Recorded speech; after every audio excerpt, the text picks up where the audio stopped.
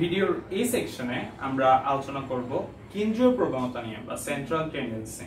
তো আমরা একটু ওয়ার্ডটা দেখি, এটা হচ্ছে আমাদের কেন্দ্রীয় প্রবণতা। আমাদের কেন্দ্রীয় প্রবণতা। তো কেন্দ্রীয় প্রবণতা বা সেন্ট্রাল টেন্ডেন্সি, সেন্ট্রাল টেন্ডেন্সি এই জিনিসটা আসলে কি বোঝায়? সেন্ট্রাল টেন্ডেন্সি আমরা হচ্ছে বিভিন্ন জিনিসের জন্য বের করে থাকি। তোমার বিভিন্ন ডাটা বা বিভিন্ন ডাটার রেসপেক্টে তোমার সেন্ট্রাল টেন্ডেন্সিটা ডিফারেন্ট হয়ে থাকতে পারে। আবার দেখা যাচ্ছে যে সেম ডাটার জন্য আমরা একই সাথে দুইটা তিনটা সেন্ট্রাল টেন্ডেন্সি বের করতে পারি। সেন্ট্রাল টেন্ডেন্সি জিনিসটা কি? কেন্দ্রীয় প্রবণতা। আমি যদি খুব স্পষ্টভাবে বলি, কেন্দ্রীয় প্রবণতা হচ্ছে শুধু একটা মাত্র মান, মানে তোমার একটা সমস্ত ডাটা, একটা ডাটার মধ্যে আসলে আমি যদি একটা উপাত্ত দেখি, একটা উপাত্তের মধ্যে অনেকগুলো ডাটা থাকতে পারে। কি কি? ধরে নিচ্ছি আমাদের দশম শ্রেণীর 10 জন শিক্ষার্থীর প্রাপ্ত নম্বর, 10 জন শিক্ষার্থীর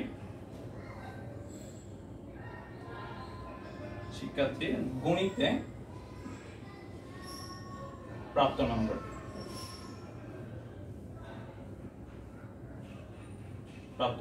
তো 10 জন শিক্ষার্থীর গণিতে আমি প্রাপ্ত নম্বরটা দেখি। কেউ পাইছে, আমি ধরে নিচ্ছি 100 নম্বরের পরীক্ষা হয়েছে, কেউ পাইছে আমাদের 40, এই দুটো পাস। তারপর হচ্ছে যে একজন পাইছে আমাদের 60, আরেকজন পাইছে 55, আরেকজন পাইছে ধরে নিচ্ছি একটু বেশি পাইছে 70, তারপর আরেকজন পাইছে 66, আরেকজন পাইছে 55, তারপর একজন পাইছে 90, তারপর আরেকজন কত পাইছে ধরে নিচ্ছি 100 পাইছে একজনে, তারপর একজন পাইছে 66, সেটা এক দিয়েছে, তারপর এটা দিচ্ছি আমরা 58, আরেকজন পাইছে 73। ওকে, তো 10 জন হয়েছে। 10 জন হয়েছে 1 2 3 4 5 6 7 8 9 10। তো 10 জন শিক্ষার্থীর প্রাপ্ত নম্বরটা আমাদের এখানে দেয়া আছে।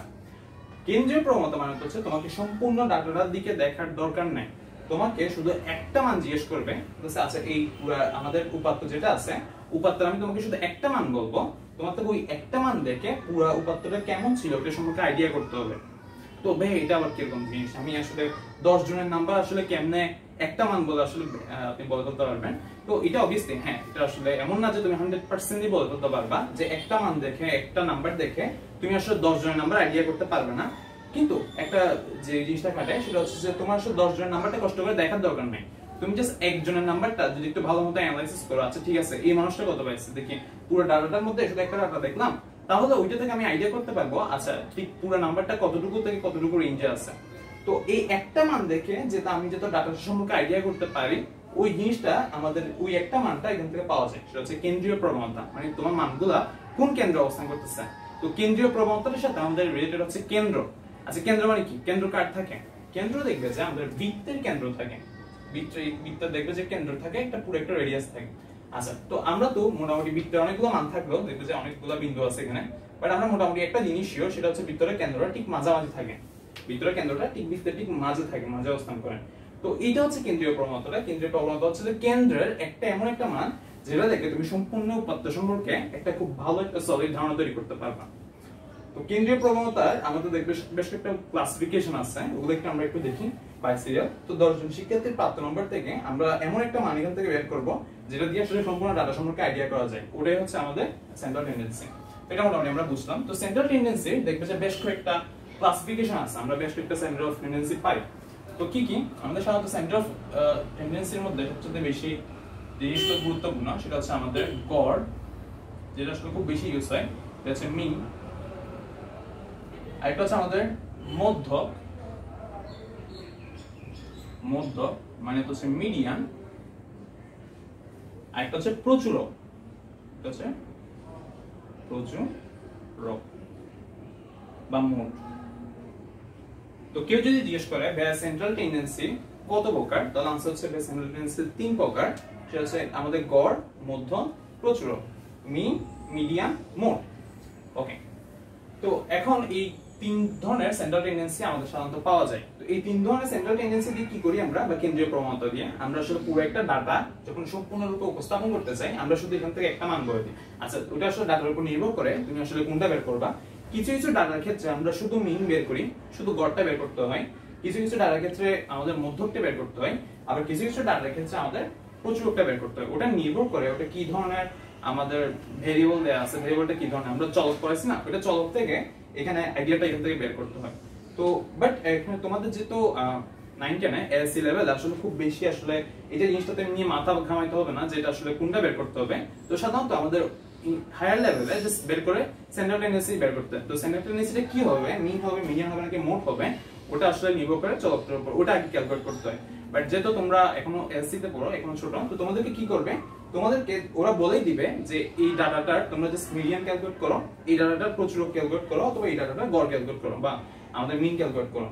তো দেখবে যে এই তোমাকে আসলে সরাসরি বলে দেওয়া থাকবে, তোমার আসলে কষ্ট করে এটা চিন্তা করতে হবে না কোন একটা ডাটার জন্য ভাই আমি কোনটা বের করব, ভাই আমি কি গড় বের করব, নাকি আমি মধ্যক বের করব, নাকি আমি প্রচুরক বের করব, এটা আসলে তোমাকে প্রশ্নে দেওয়া থাকবে।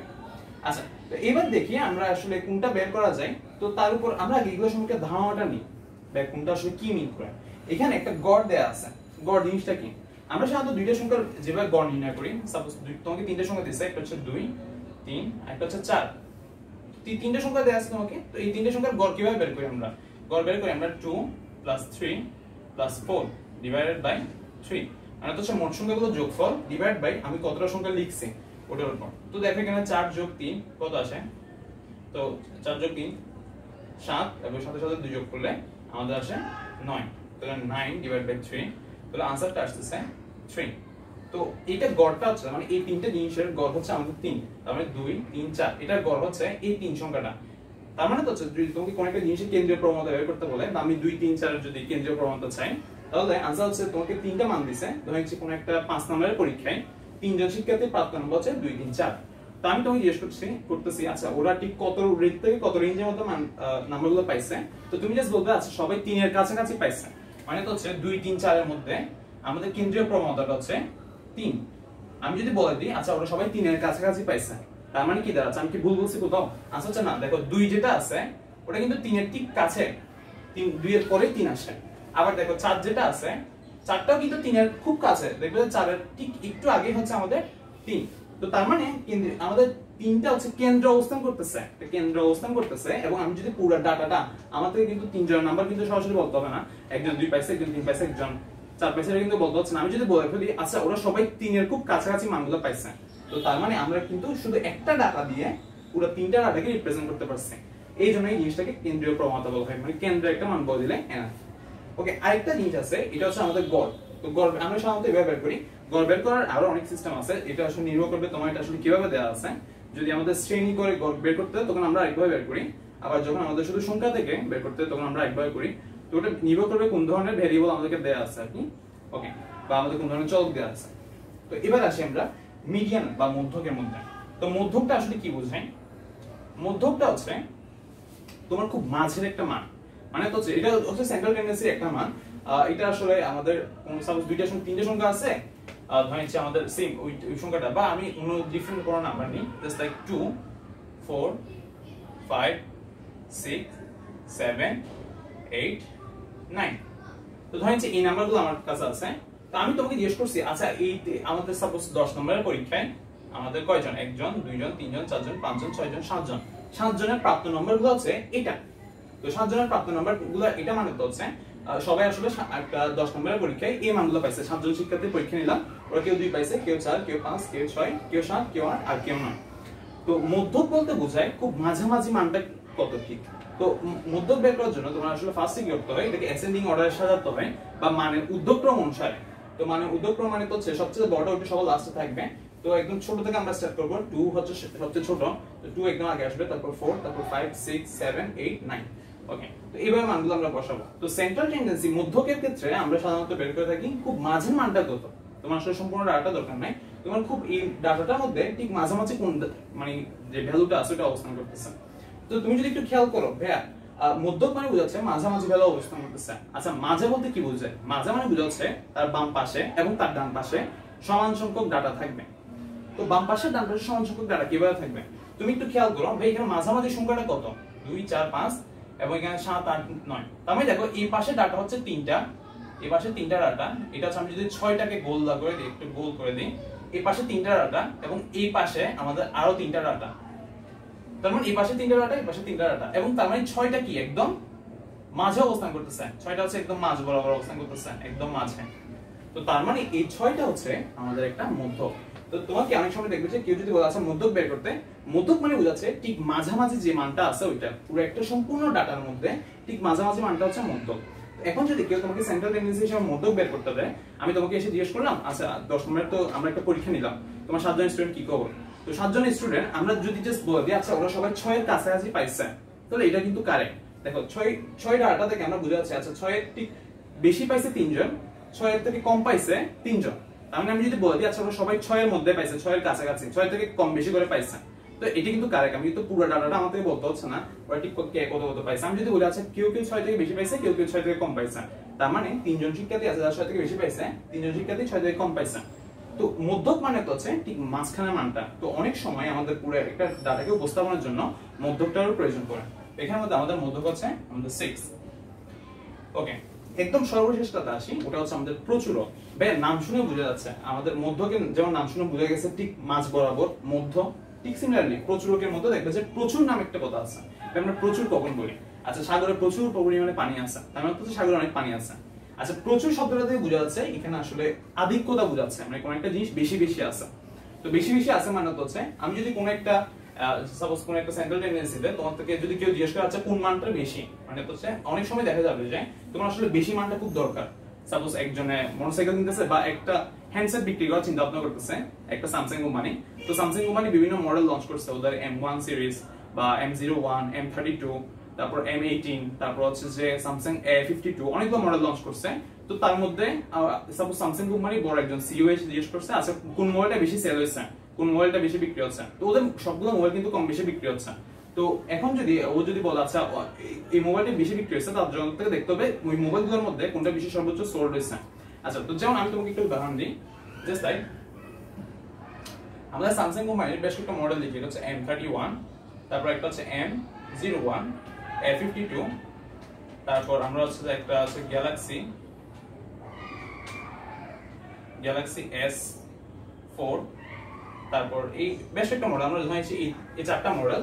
এই চারটার মধ্যে M31 সেল হয়েছে আমাদের 1 কোটি, M01 আমাদের সেল হয়েছে মাত্র 500টা, আমাদের A52 সেল হয়েছে প্রায় 2 লক্ষ, স্যামসাং গ্যালাক্সি S4 সেল হয়েছে মাত্র 5টা, খুব কম। আচ্ছা এখন সাপোজ কোম্পানির সিইও আছে, সিইও মানে তো হচ্ছে কোম্পানিটার মালিক, ও এসে জিজ্ঞেস করছে আচ্ছা কোন মোবাইলটা এখন আমাদের বেশি মার্কেটে খুব বেশি চলতেছে, মানে খুব বেশি अवेलेबल। তো ওর একটা মানে মানুষ যদি এসে বলতেছে আচ্ছা স্যার সবগুলো মোবাইলে তো अवेलेबल, তো এখন ওর থেকে ঠিক সবচেয়ে কোন মানটা বলতে হবে যে মানটা একটু বেশি, কোন মোবাইলটা এখন বাজারে মার্কেটে বেশি চলতেছে, তখন আমরা বলবো যে মোবাইলটা আসলে বেশি সোল্ড হয়েছে। তো আমি দেখতেছি আচ্ছা হ্যাঁ স্যামসাং M31টা 1 কোটিটা সোল্ড হয়েছে, মানে এটা আমাদের সেলসটা অনেক বেশি। আবার দেখতেছি যে আমাদের গ্যালাক্সি S4টা মাত্র 5টা সোল্ড হয়েছে। তো কারণটা আসলে অনেক পুরনো মোবাইল, গ্যালাক্সি S4 তো একটা পাওয়া যায় না এখন। ওকে, তো এই যার কারণে দেখবে যে এগুলো খুব কম সোল্ড হয়েছে। তো কি আমি কোম্পানির যে মালিক আছে ওকে কোনটা বলবো স্যার আমাদের S4 হচ্ছে সবচেয়ে বেশি মার্কেট আছে, যেটা বললে অবভিয়াসলি ভুল হবে। তার কারণ উনি যখন মার্কেটে গিয়ে দেখবে S4 তেমন একটা মানুষ কিনতেছে না, উনি বলবে কি আমাদের তখন ও ভুল বলছে জিনিসটা। তো এই জিনিসটা ব্যাপারটা, তো আমাকে এই জায়গায় কোন জিনিসটা দরকার, এই জায়গায় কোন মার্কেটে কোন কোন মোবাইলটা ভালো চলতেছে ওটার জন্য আমাদের এটা দরকার যেখানে যেটা মানটা বেশি। এখানে বেশি হচ্ছে আমাদের গ্যালাক্সি M31, তো এটাই হচ্ছে আমাদের প্রচুরক। তো গ্যালাক্সি এটার মধ্যে আমাদের 1 কোটি, তার মানে আমরা প্রচুরকের ক্ষেত্রে দেখবো কোন জিনিসটার মান কত বেশি আছে, যে মানটা বেশি ওটাকে আমরা প্রচুরক দেবো। তো নেক্সট ভিডিওতে আমরা গড় নির্ণয় করা শিখব।